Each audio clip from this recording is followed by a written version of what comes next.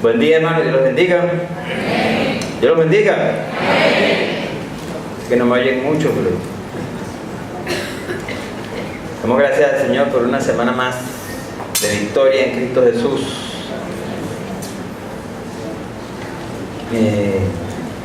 Los niños pueden ir a su clase de escuela dominical. A mí me toca quedarme, pero los demás sí pueden ir tranquilamente. Los niños hasta los 12 años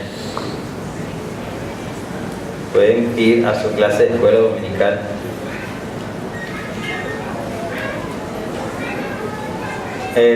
Para el ayuno, hermanos, no es como se hace siempre cuando invitan ayuno, que la gente se anota. No están anotándose, no se está anotando a nadie, sino que cada quien se dispone a participar del ayuno, pues. Pero no hay una lista de que, como explicó el hermano, que no es una cadena, entonces por supuesto no se hace lista de a quién le toca en cada turno, sino que todos juntos se van a hacer la actividad. Quisiera, hermano, que buscáramos en nuestras Biblias el Evangelio según San Juan, capítulo 1. Hoy vamos a hablar de un tema sumamente básico, que no por básico deja de ser importante, pero es un tema sencillito, súper básico. Vamos a estar leyendo los versos 12 y 13 del capítulo 1 del Evangelio según San Juan. Si usted no tiene Biblia, no sé si ya la librería empezó a vender Biblia. ¿Sí? Cómprese una en la librería de la iglesia, hermano, si no tiene. O le dice a algún hermano que se la brinde. Y si no, se sienta al lado de un cristiano que tenga Biblia, o lo puede ver en la lámina. Juan 1, 12, 13, dice la palabra del Señor: mas a cuantos lo recibieron, a los que creen en su nombre, les dio el derecho de ser hijos de Dios. Estos no nacen de la sangre, ni por deseos naturales, ni por voluntad humana, sino que nacen de Dios. Padre Santo, Señor, Padre querido, Padre de la gloria, Dios bueno, grande y poderoso, Señor. Padre, humildemente venimos delante de tu presencia, de tu santa y bendita presencia, Señor. Venimos ante ti a través de nuestro Señor Jesucristo y en el poder del Espíritu Santo, Señor, para alabarte, para adorarte, para bendecir tu nombre, Señor, porque tú estás con nosotros y en nosotros, Señor. Tú eres bueno, para siempre es tu misericordia. Tú eres nuestro Dios, tú eres nuestro Señor. Tú eres el que nos sacó de las tinieblas a tu luz admirable, Señor. Queremos agradecerte, Señor, porque tú eres el que nos ha traído a este lugar, Señor. Con humildad queremos venir delante de ti, Señor, para pedirte que tú con tu palabra santa ilumines nuestras vidas, Señor. Que tú abras nuestros ojos, nuestros oídos a tu palabra, Señor. Que el poder de tu Espíritu Santo actúe en nuestras vidas para que tu palabra, Señor, que es como martillo que golpea en la roca, penetre en nuestros corazones y nos haga, Señor, un poco más conforme a la imagen de Cristo Jesús, Señor. Que podamos, Padre Santo, practicar, vivir conforme a tu palabra, Señor. Ayúdanos, Señor, socórrenos en esta hora y háblanos, Señor, para la gloria de tu nombre, Señor. Te lo pedimos humildemente y te damos las gracias en el nombre de Jesús. Amén. Amén. Definitivamente es un milagro. Ese es el título que se me ocurrió para este pequeño compartir, que, como les dije, un mensaje muy básico, muy sencillo, muy corto. Porque ya ustedes saben que para los mensajes profundos están otros bateadores por aquí. Pero vamos a hablar acerca del milagro de ser hijo de Dios. Porque definitivamente es un milagro ser hijo de Dios. Quería aprovechar, está visitándonos mi sobrino Carlos Luis con su pareja. Gracias al Señor. Y si usted, hay alguna persona que nos está visitando hoy, es primera vez que viene, sepa que es bienvenido a este lugar. Esperamos que sea la primera de muchísimas veces que lo tengamos con nosotros. Si hay alguien que nos visita por primera vez, de verdad, es para nosotros un placer tenerlo aquí y seguro que le va a gustar y se va a quedar, hermano. Aquí la gente es chévere. Entonces, según explica este verso 12 que acabamos de leer, los hijos de Dios son todos aquellos que han recibido a Jesús en sus vidas. ¿verdad? El texto lo dice, a todos los que le recibieron. Pero el mismo texto explica quiénes son los que reciben a Jesús. Los que creen en su nombre. O sea, los que aceptan a Jesús con todos sus títulos, con toda su posición que le da la palabra de Dios. O sea, que el que recibe a Jesús decide que Jesús es el Rey de Reyes, que Jesús es el Señor, que Jesús es el Todopoderoso, que Jesús es el Salvador. Entonces, cuando uno recibe a Jesús, uno le está diciendo a Jesús, tú eres mi Señor, tú eres mi Rey, tú eres el Rey de Reyes, tú eres el que gobierna mi vida. Eso es lo que sucede cuando uno recibe a Jesús. Y si usted quiere conocer más títulos de Jesús, léase el Evangelio de Juan, que ahí hay como 8 títulos que Jesús da. Les voy a lanzar una chuleta, les voy a soplar uno. Es cuando Jesús dice, yo soy el pan vivo que descendió del cielo. Ese es uno de los títulos de Jesús. Y si usted reconoce a Jesús como el pan de vida que descendió del cielo, entonces usted reconoce que necesita ser sustentado por Jesús. Lea los demás, hermano. Lea los demás. Los demás no se los voy a decir porque... para que lean, hermano, para que lean. Pero, sin embargo, este mismo verso no dice que esas personas se ganaron ese título. El verso no dice que los que creyeron en su nombre, a esas personas pues pudieron ser hijos de Dios, lograron ser hijos de Dios, pues esas personas consiguieron ser hijos de Dios. No, el texto dice que a esas personas Él les dio la potestad, el derecho, la facultad de ser hijos de Dios. O sea que está diciendo que eso se los dio Dios, no que ellos lo ganaron o que lo obtuvieron por propia cuenta. Y el resto del texto nos explica estos distintos factores por los cuales es Dios el que lo da. Pero si vamos a hablar entonces de esos 4 factores que nos señala el verso 13. 4 factores por los cuales es un milagro ser hijo de Dios. Vamos a hablar del primer factor. El primer factor indica que no se es hijo de Dios por herencia. O sea, el texto 13 dice, estos hijos no son de sangre. No son hijos, estos hijos no nacen de la sangre, ¿no? Hay 2 textos más. O sea, yo puse ese mismo texto en la Reina Valera.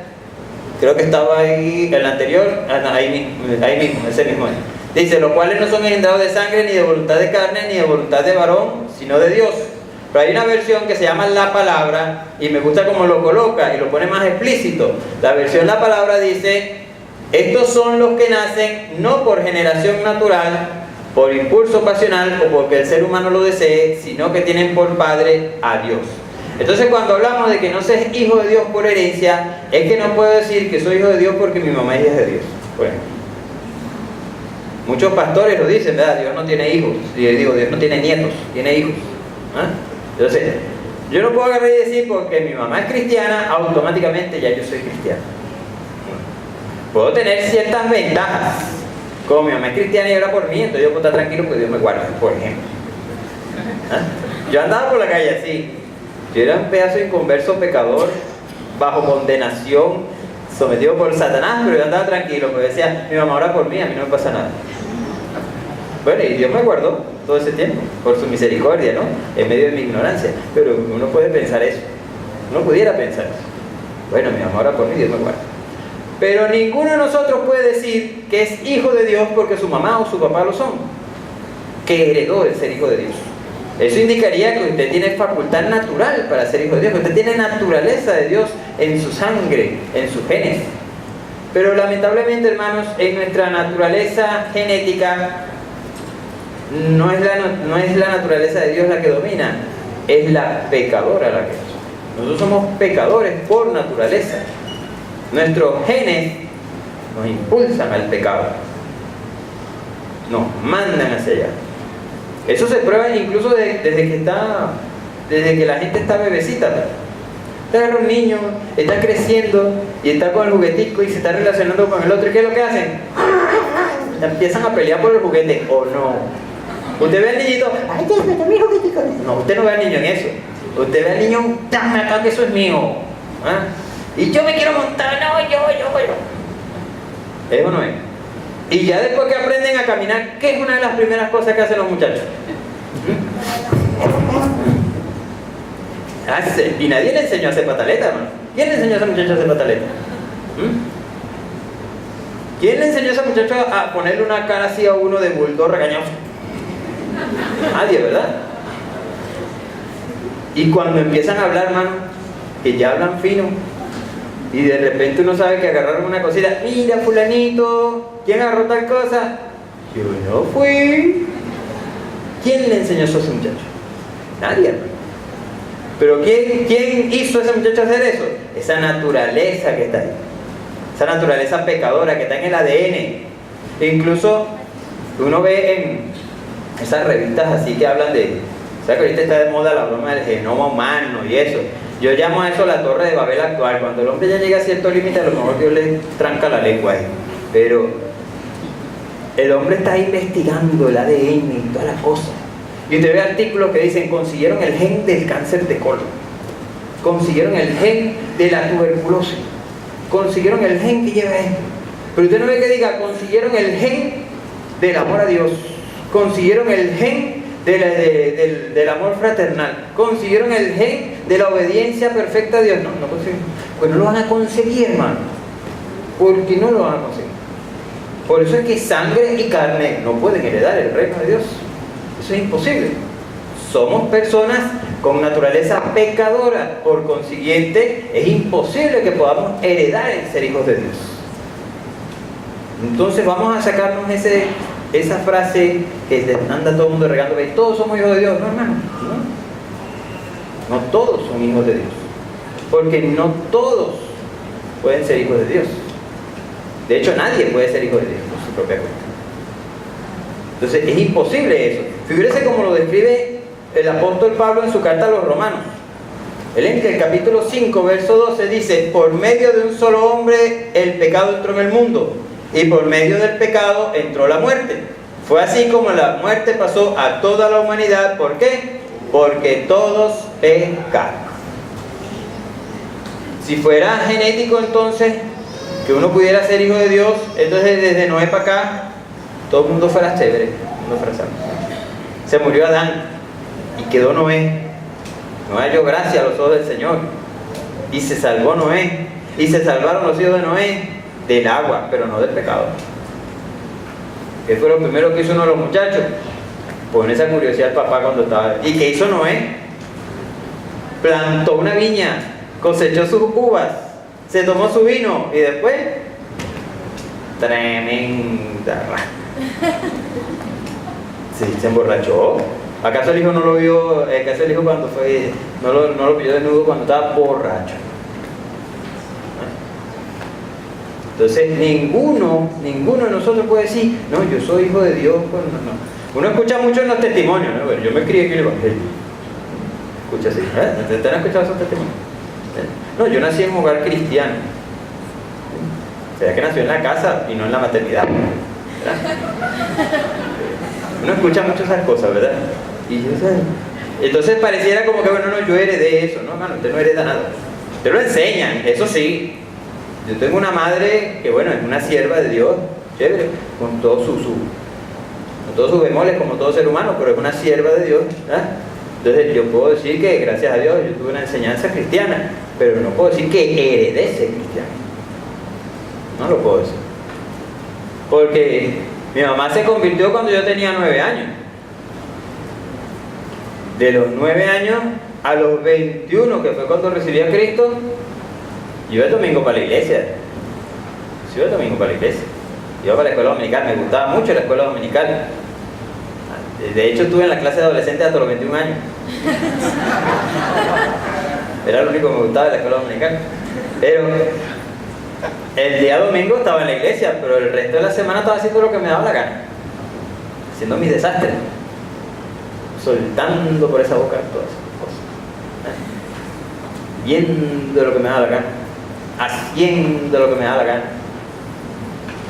¿Por qué? Porque sencillamente eso no se hereda, hermano, no se hereda.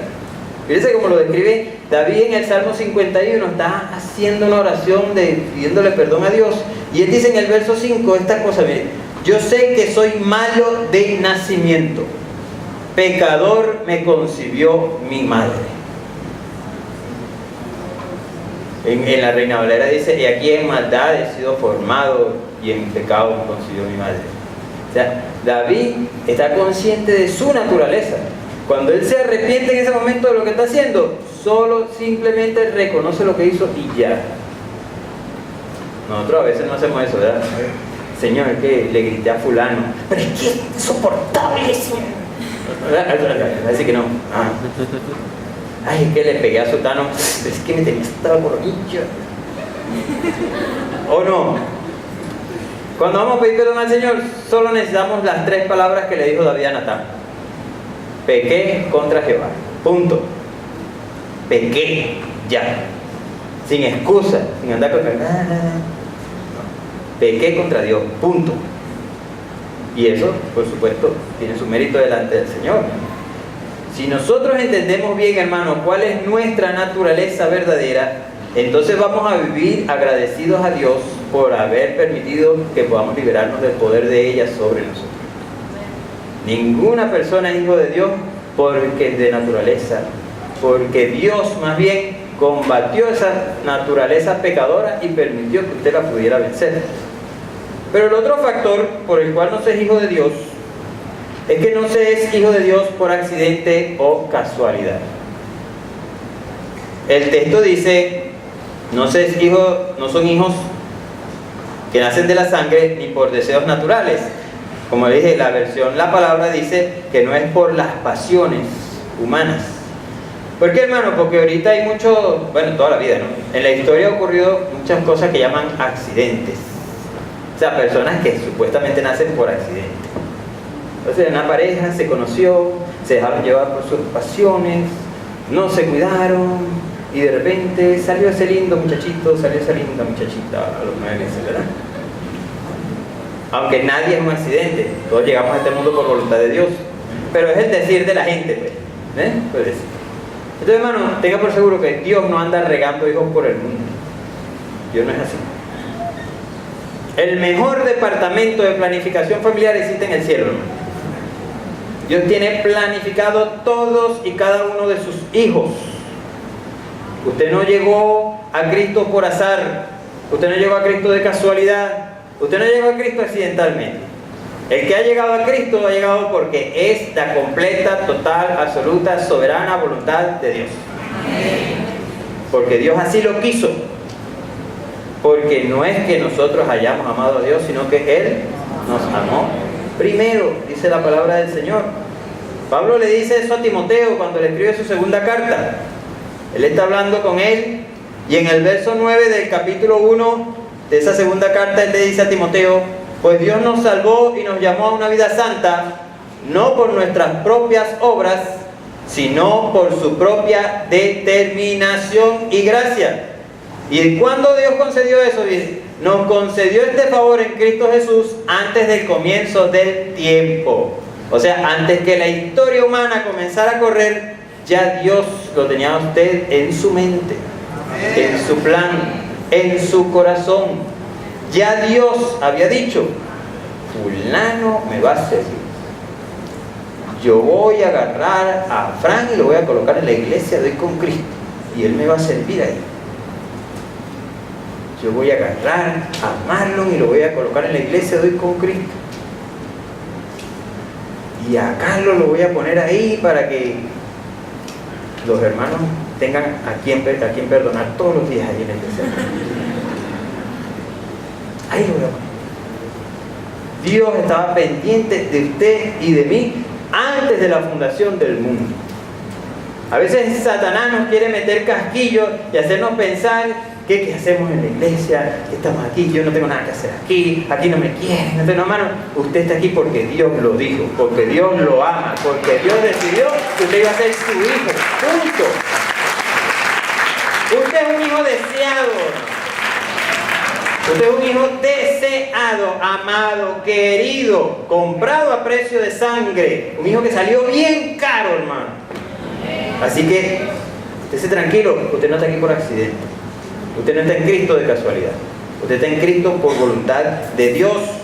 Fíjense como lo expresa también en la misma carta, en la carta a los Efesios del mismo Pablo. Él en el verso 4 del capítulo 1 les dice: Dios nos escogió en Él antes de la creación del mundo, para que seamos santos y sin mancha delante de Él. Su salvación, hermanos, su vida en Cristo es obra de Dios. Dice incluso el mismo Efesios que Él nos escogió para buenas obras que ya tenía planificadas de antemano para nosotros. Que si usted en Cristo, Dios lo puso a ministrar en la escuela dominical, eso ya Dios se lo tenía planificado a ustedes. Esos hermanos que están allá en misiones, trabajando duro, fajándose, entregando la vida para llevar el evangelio a todas esas tribus, esa gente, Dios le puso eso desde antes de la creación del mundo. ¿O que usted cree que el entorno en que usted vivió es un accidente? No, hermano. Dios le permitió a usted crecer, desarrollarse y conocer las cosas que conoce, valga la redundancia, para que usted pueda ser útil en el reino de Dios.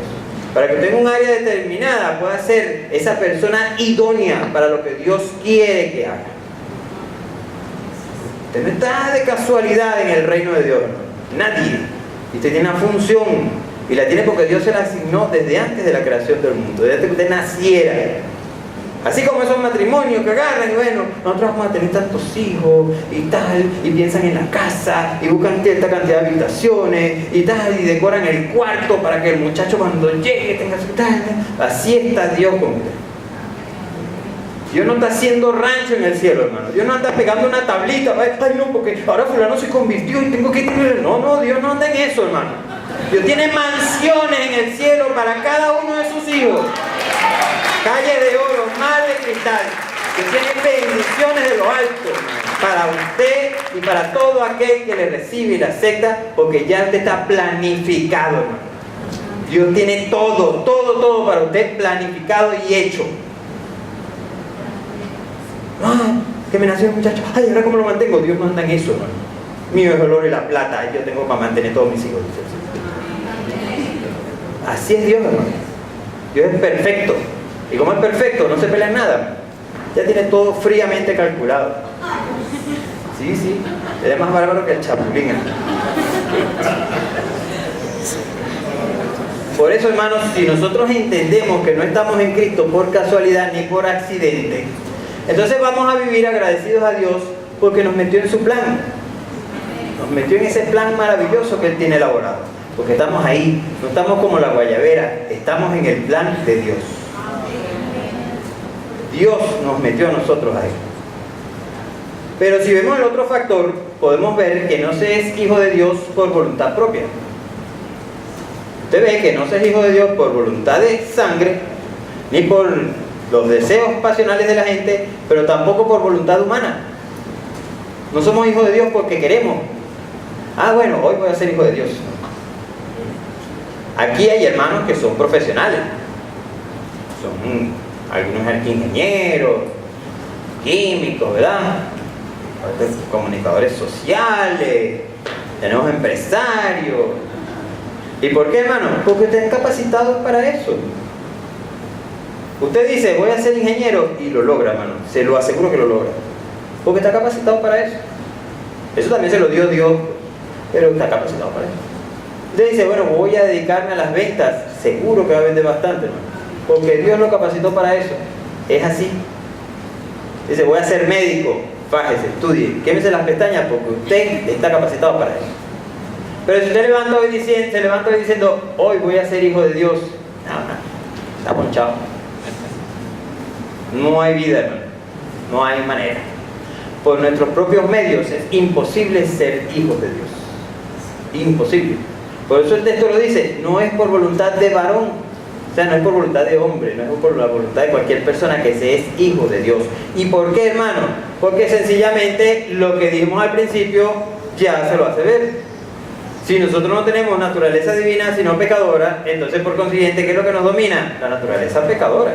Y esa naturaleza pecadora es la que va a trabajar para que usted no logre por su propia cuenta ser hijo de Dios.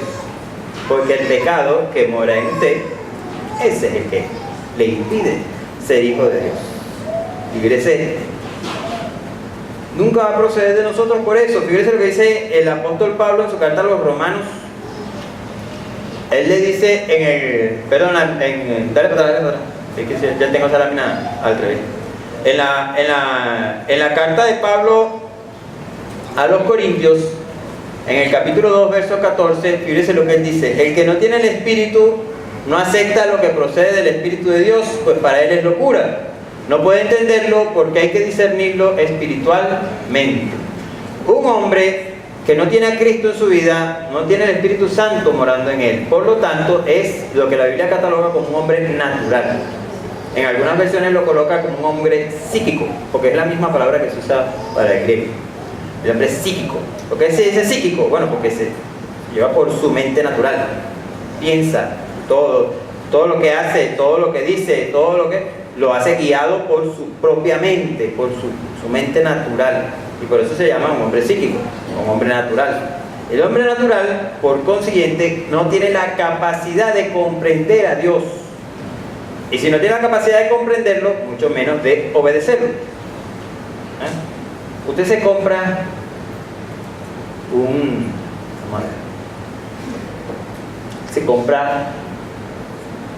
una silla mecedora, masajeadora, que tiene 10.000 funciones.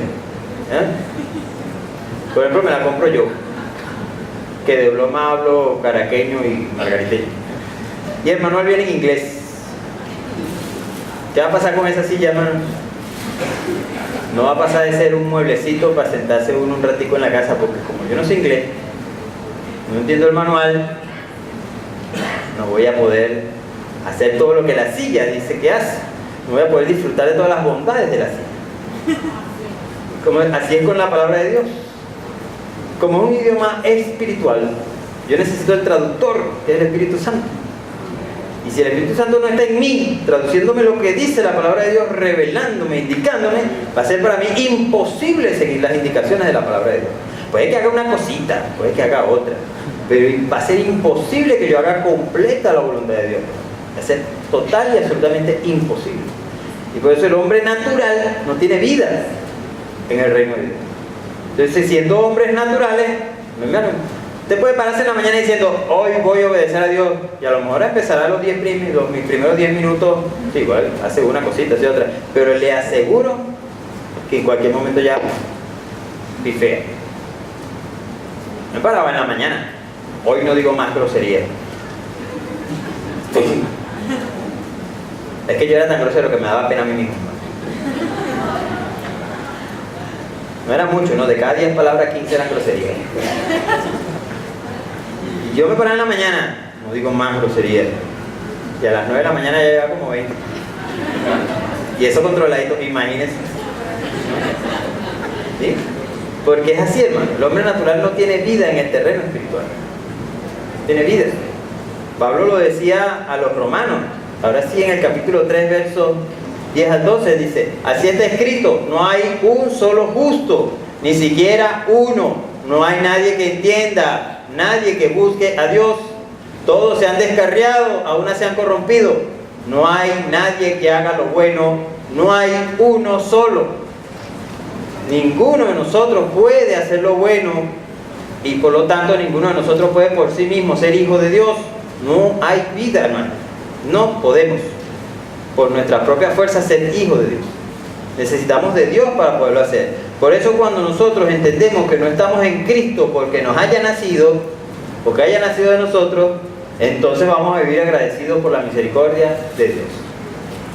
Uno escucha mucho eso en los nuevos creyentes, ¿eh? La persona se acaba de convertir, está conversa, la persona está emocionada porque está en el reino de Dios, porque está en Cristo. Y entonces te habla con algunos no creyentes y dicen: sí, es que yo cuando me hablaban, yo escuchaba con la Biblia y me gustaba escucharla, aquello, o sea, como queriendo decir que indirectamente que bueno, sí, es que ellos le estaban haciendo el favor a Dios pues, con llegar a la iglesia. Por lo que es normal, es un nuevo creyente, no entiende, no sabe, no conoce, eso es normal.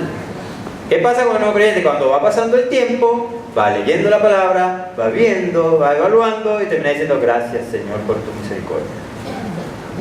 Porque es que si tú no me agarras, me esbarranco. Eso es lo que va a pasar. Y el factor determinante lo da el cierre de este versículo, porque él dice que no es por la sangre, no es porque sea algo biológico, no es porque sea la voluntad de uno, sino que vienen de Dios mismo. Los hijos de Dios vienen de Dios mismo, de más nadie. Solo Dios puede hacer esa obra en cada uno de ellos. De Dios es que procede nuestra salvación. ¿Por qué? Porque fue Él quien diseñó el plan de salvación a través de Jesucristo. Y Él es el que nos capacita para comprender ese plan de salvación. Y no solo nos capacita para comprenderlo, sino que nos capacita para vivirlo. Nos capacita para que ese plan sea realizable en nuestras vidas. Todo lo hace Dios. Todo, absolutamente todo lo hace Dios. Cuando uno hace el llamamiento en un servicio y pide, mire, los que quieran recibir a Cristo Jesús y pasen y vamos a orar por usted y tal, hermano, es simplemente Dios tocando el corazón de esa persona, el Espíritu Santo le impulsa y es cuando decide hacer el paso.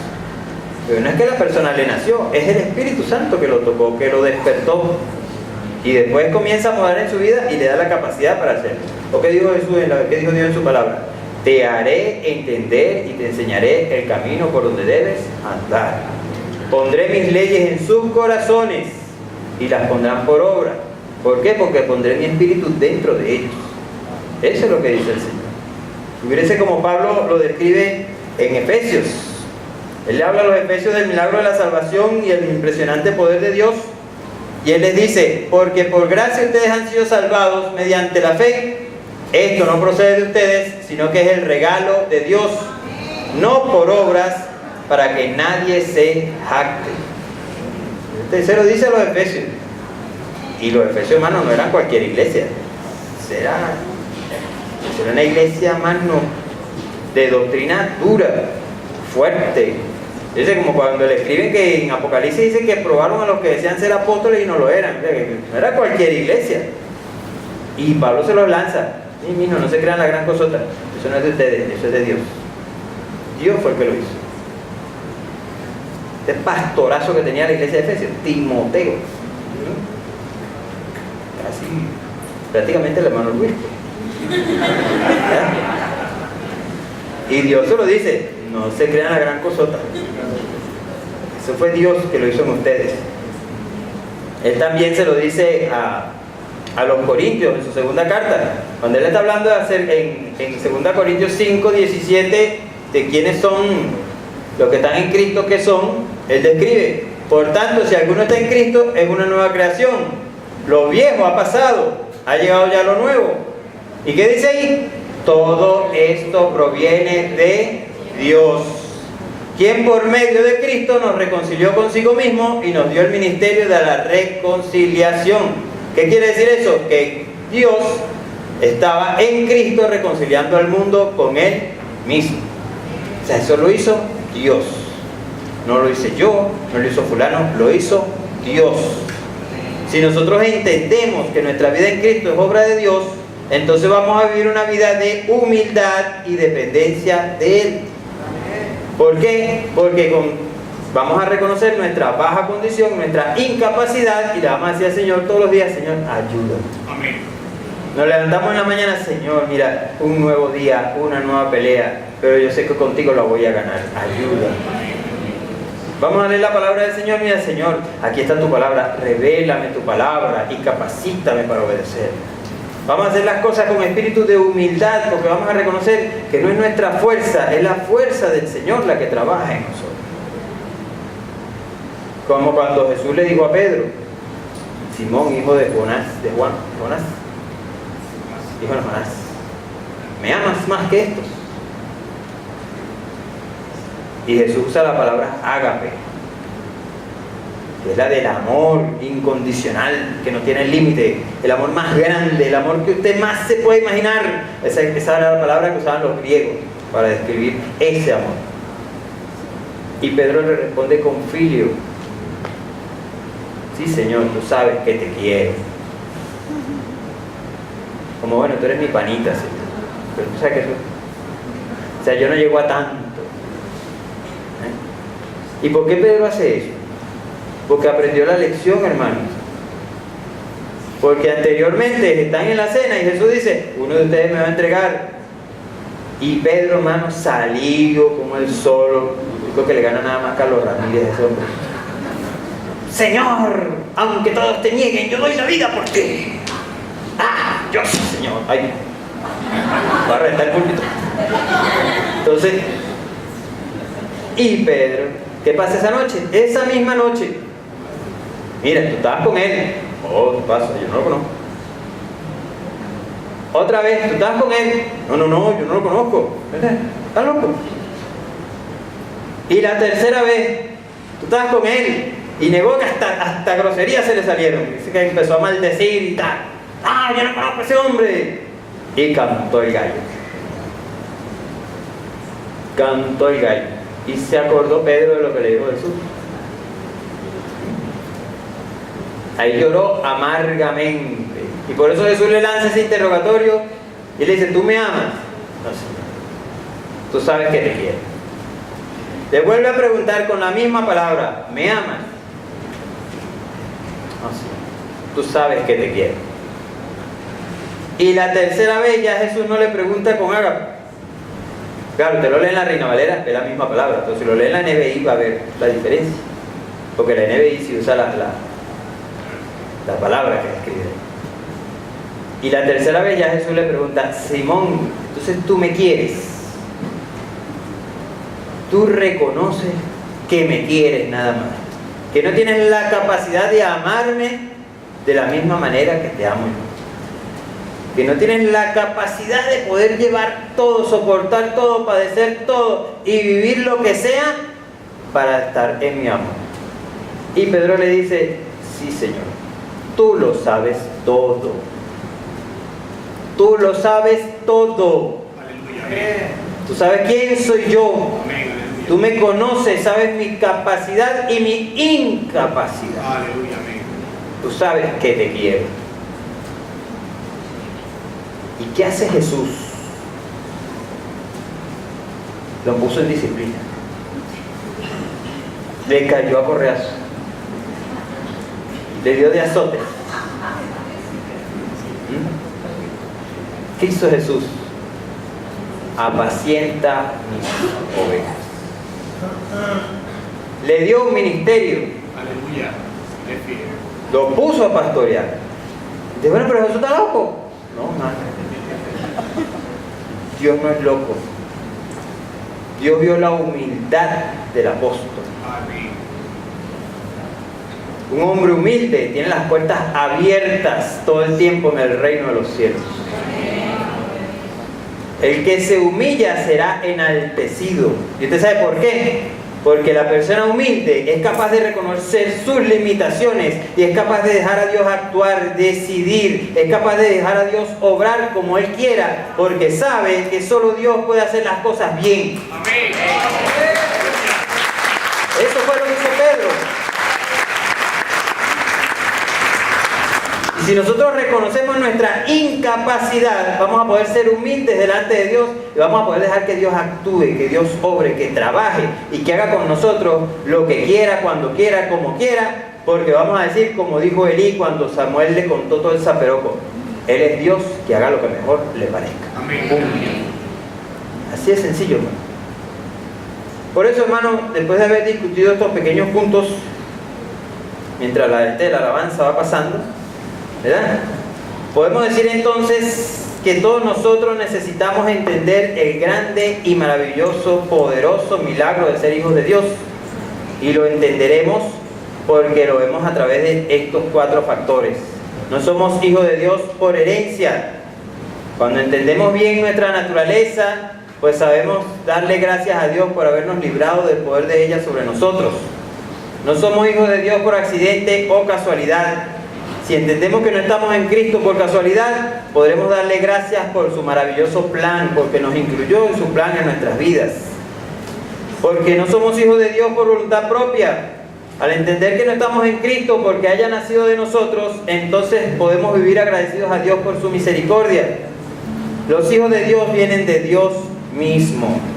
Cuando entendemos que nuestra vida en Cristo es obra de Dios, vamos a llevar una vida de humildad y dependencia ante Él, hermano. Hay un texto que dejé para el final que está ahí, que es de Romanos 11, 33 al 36. Dice: qué profundas son las riquezas de la sabiduría y del conocimiento de Dios. Qué indescifrables sus juicios e impenetrables sus caminos. ¿Quién ha conocido la mente del Señor? ¿O quién ha sido su consejero? ¿Quién le ha dado primero a Dios para que luego Dios le pague? Porque todas las cosas proceden de Él y existen por Él y para Él. A Él sea la gloria por siempre. Amén. La gloria es para Dios. La gloria en nuestras vidas siempre va a ser para Dios. Porque Él es el que hace, Él es el que pone en nosotros el querer como el hacer por su buena voluntad. Él nos llama, Él nos tolera, Él nos soporta, nos sostiene, porque Él nos ama, hermano. Dios nos ama. Dios nos amó tanto que envió a su Hijo a morir en la cruz por cada uno de nosotros. Vamos a repetir esa alabanza. Está cayendo su gloria sobre mí. Póngase bien, vamos a cantarla. Yo quisiera que mientras esa canción suena, usted medite en eso. Que fue la gloria de Dios la que llegó a nuestras vidas, fue la gloria de Dios la que nos rescató. Y es la gloria de Dios la que nos va a llevar al cielo con Jesús. Jesús dijo: en la casa de mi Padre muchas moradas hay. Voy a preparar lugar para ustedes. Hermanos, si estás pensando que Dios te desechó, si estás pensando que no tienes vida en Cristo Jesús, sépalo, que Dios está pendiente de cada uno de nosotros. Nos está preparando una casa, una mansión. Amén. Con Dios estamos completos, en Cristo estamos completos, seguros. La bendición de Dios está con nosotros. Dios nos ha sentado en lugares celestiales con Cristo Jesús. Su bendición es para cada uno de nosotros. Cante esa canción, hermano. Cántela para el Señor.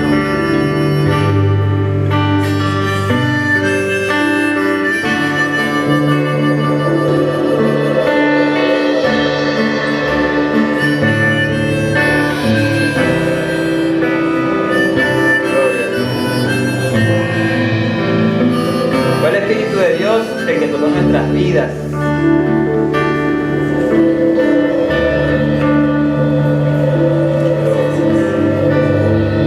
Algo está cayendo aquí.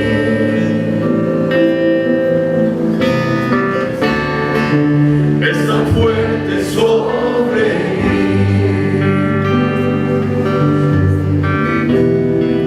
Mis manos levantaré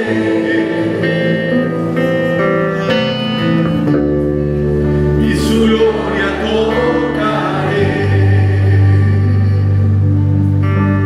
Mientras ustedes cantan, hermano, Algo está cayendo. si aquí hay alguna persona que nos está visitando y quiere Es tan fuerte que Dios le haga a su hijo, quiere recibir ese milagro en su vida, la invitación está abierta. Se puede ser hijo de Dios por medio de Jesucristo, porque Cristo murió en la cruz por cada uno de y nosotros. su gloria tocaré. Las puertas del cielo están abiertas a todo aquel que toque. Dios dice que el que llama le abrirá la puerta.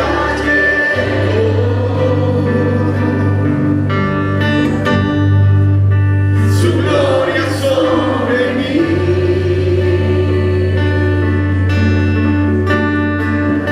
Sanando heridas, levantando al caído. Su gloria está aquí. Dígalo, está cayendo su gloria sobre mí. Está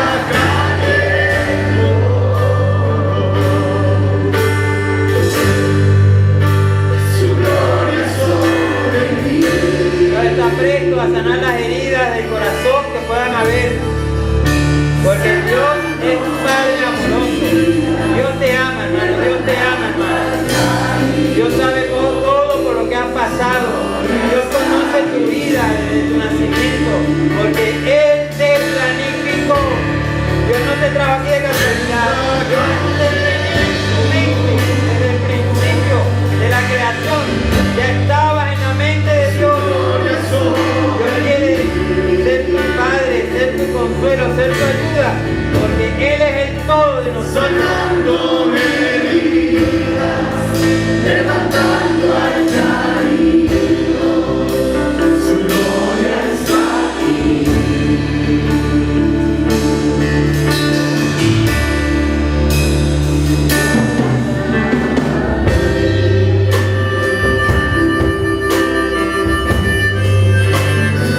Aquí está la gloria de Dios.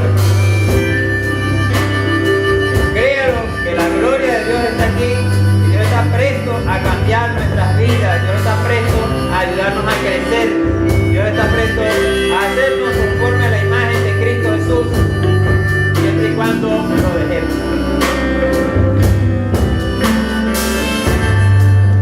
Algo está cayendo aquí.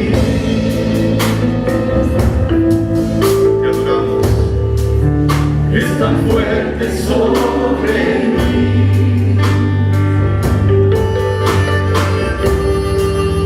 Mis manos levantaré. Oh, y su gloria tocaré. Algo está cayendo, algo está cayendo. Algo está cayendo aquí.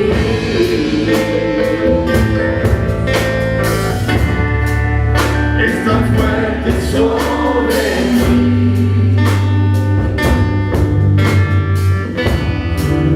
Mis manos levantaré.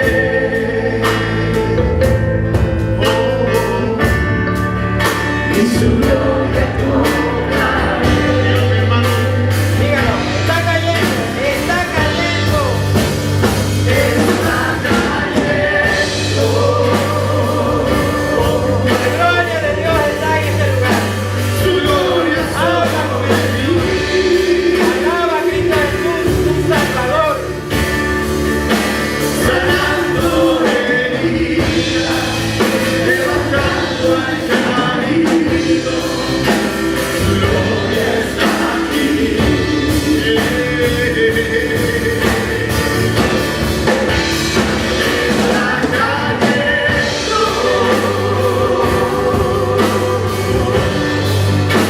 Su gloria sobre mí.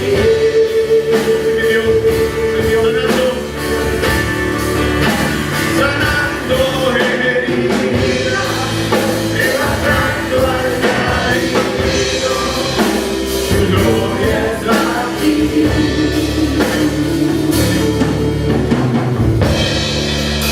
Su gloria está aquí.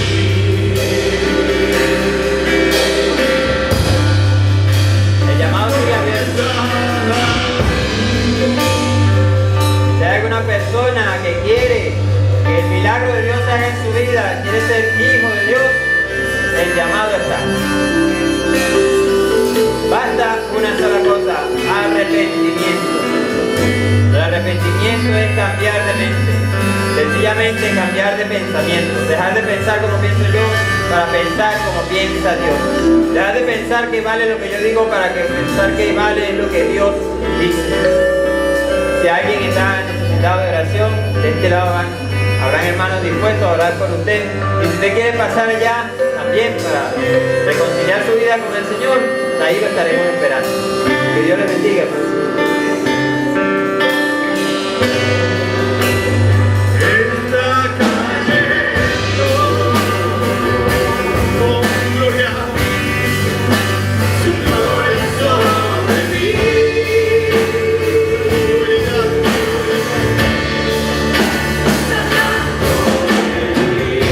Dios sanando, levantando al caído, su gloria está aquí.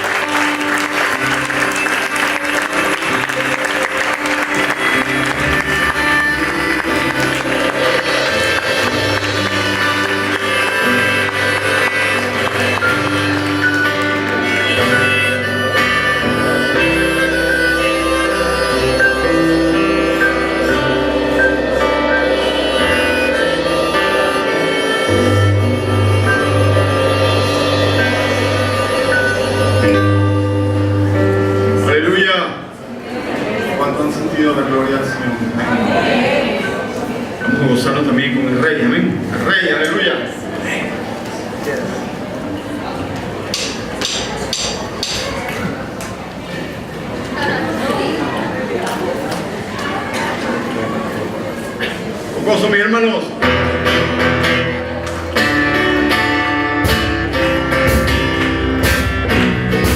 Te adoramos.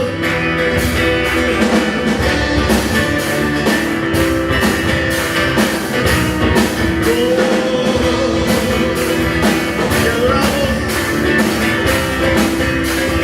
Quiero al Rey, Hosana al Rey, aleluya al Rey, Hosana al Rey, aleluya al Rey, Hosana al Rey, aleluya al Rey, Hosana al Rey, aleluya.